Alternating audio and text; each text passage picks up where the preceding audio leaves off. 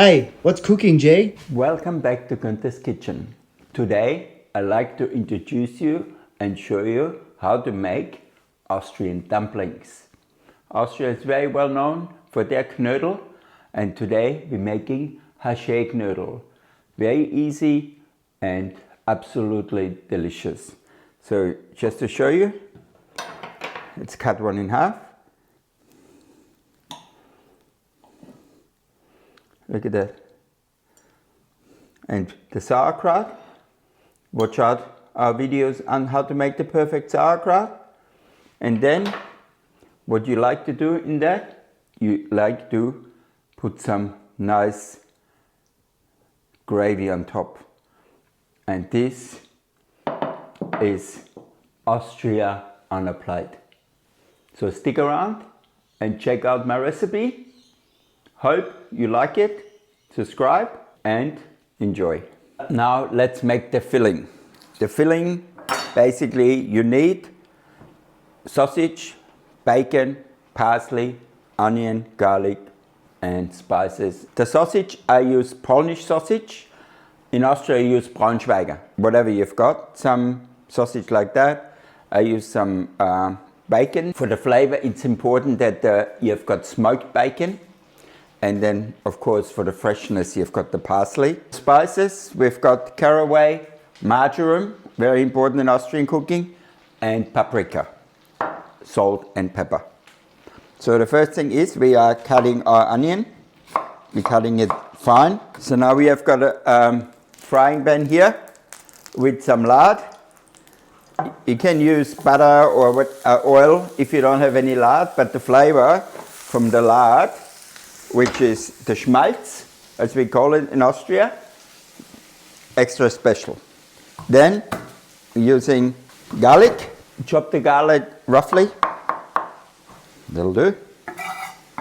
And then it goes in with the onions. The onions are half cooked already, so now we're adding the garlic just to finish it off. In the meantime, we're using our parsley. The parsley we also will chop roughly, yeah? So basically just turn it into a sausage and cut it. Just cut it fine. That's all we need to do. So you just cut it fine like this.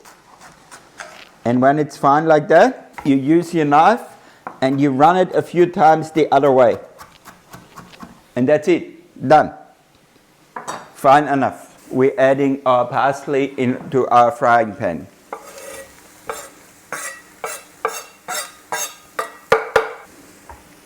As you can see, that's it. You don't have to cook it anymore. You can turn it off now. The heat is strong enough for the parsley, the flavor to go through the onions. And now we can put this to the side. Let it cool down. In the meantime, we're prepping our meat. For this, you really need a food processor. I've tried it with chopping before. It doesn't turn out the same. Food processor, or you can mince it, but if you don't have a food processor, I don't think you've got a mincer. So what we do, we're cutting it into small bits and into the food processor. Important thing is, don't overfill your food processor. I like to mix the bacon and the sausage straight away, because when it minces, flavors mix evenly. If you do sausage first, or if you do bacon first and sausage afterwards, you might not have a good mix. So half of it is in, and now we can start letting it run.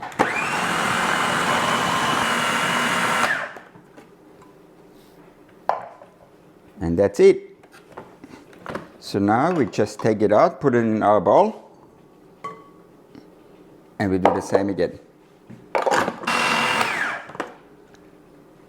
You want it finely minced, or finely, minced, but don't turn it into a puree. Then we add our spices. By the way, all measurements are in the descriptions, so just check it out. Pepper, not too much salt, because the bacon, sausage, everything is salty. And then we're adding our parsley and onions, garlic mix. And then we're just mixing it up by hand.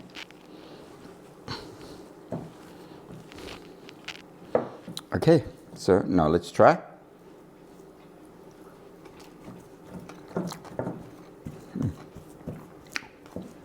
Beautiful, doesn't need any more salt. Plenty salty enough. And the marjoram gives it a distinctive sort of Austrian flavor.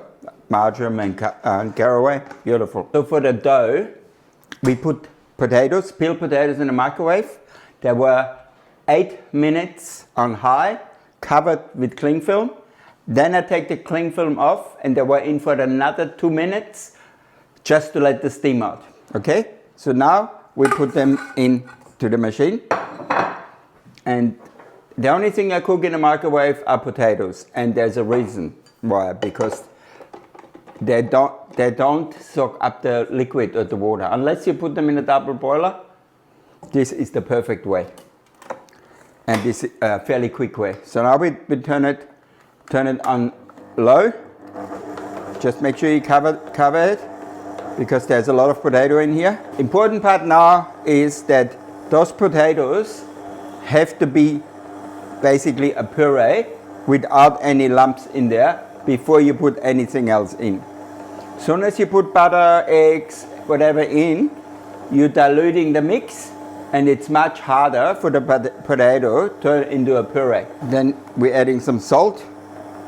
I always like to add the salt from the beginning straight away, because so it can dissolve. Next, we're adding nutmeg. Potato needs nutmeg.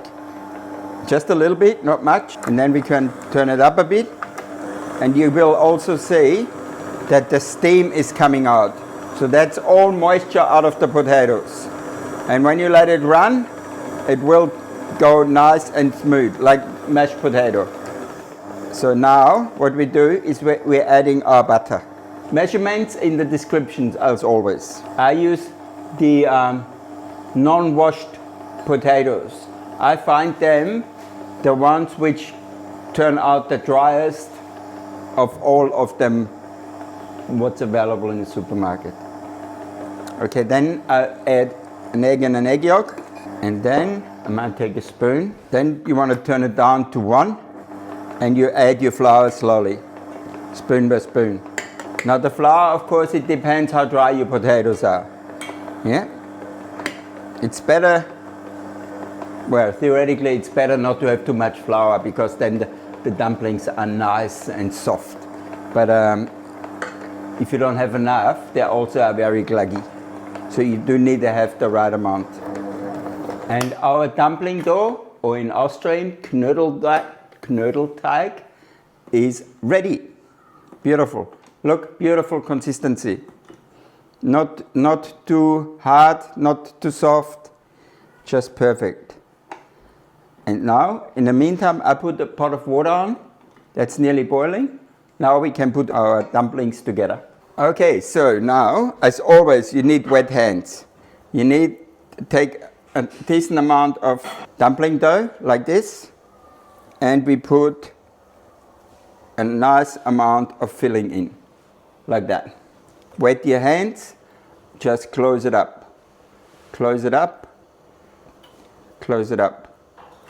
Close it up, and then you just roll it round.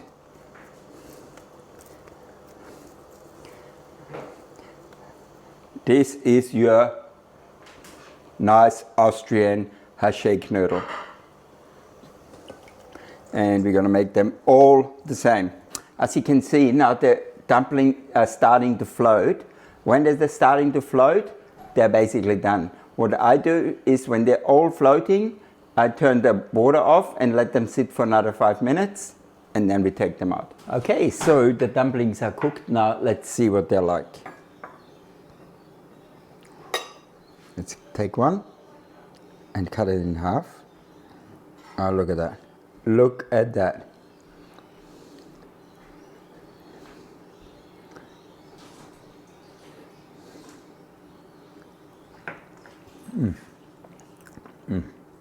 The dough is very nice, not too heavy, not too gluggy, just perfect. And the filling right on point. Okay, so please have a go, try it, and see you again at Günther's Kitchen on YouTube.